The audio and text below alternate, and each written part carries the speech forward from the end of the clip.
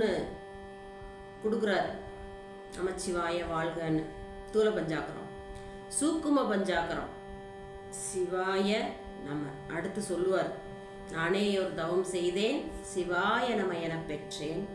தேனாய் இன்னமுதமுமாய் தித்திக்கும் சிவபெருமான் தானே வந்து எனது உள்ளம் புகுந்து அடியேற்கு அருள் செய்தான். உன்னாரும் உயிர் வாழ்க்கை ஒருத்து அன்றே வெறுத்திடவே அப்படின்னு.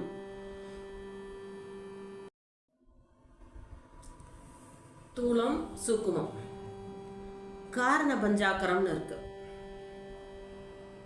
சிவய சிவ, அதுல ஆன்மா வந்து யா நடுவில் இருக்கும். இந்த பக்கமும் சிவ இருக்கும், இந்த பக்கமும் சிவ இருக்கும். சிவய சிவ காரண பஞ்சாக்கரம். அது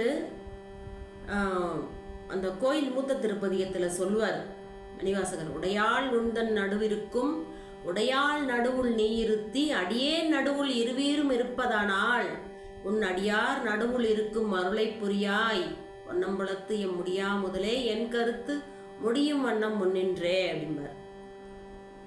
உடையாள் உந்தன் நடுவிருக்கும் பெருமாட்டி உன்னுடைய நெஞ்சத்துல இருப்பா.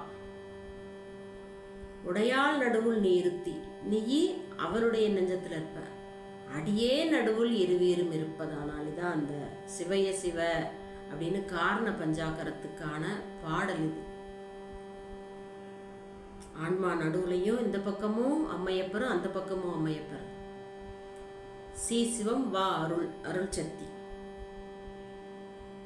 இந்த பாடல்லாம் நம்ம தினசரி ஓத வேண்டிய பாடல். உடையாள் உந்தன் நடுவிருக்கும். அப்புறம் மகா காரண பஞ்சாக்கரம். இப்ப சிவ மட்டும் இருக்கும், சிவமும் அருட்சக்தியும் மட்டும் இருக்கும். அதுக்கும் மேல போகும்போது மகா காரண பஞ்சாக்கரம்னு முத்தி பஞ்சாக்கரம் சி மட்டும் இருக்கும், சிவம் மட்டும் இருக்கும். அது பெரிய ஞானிகளுக்கு, சித்தர்களுக்கு, யோகிகளுக்கு, உலக வாழ்வே வேணான்னு இருக்கவங்களுக்கு.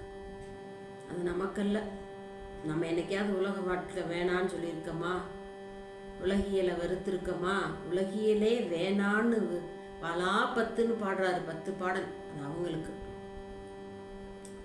இந்த மாதிரி பஞ்சாக்கரத்துல 5 வகை,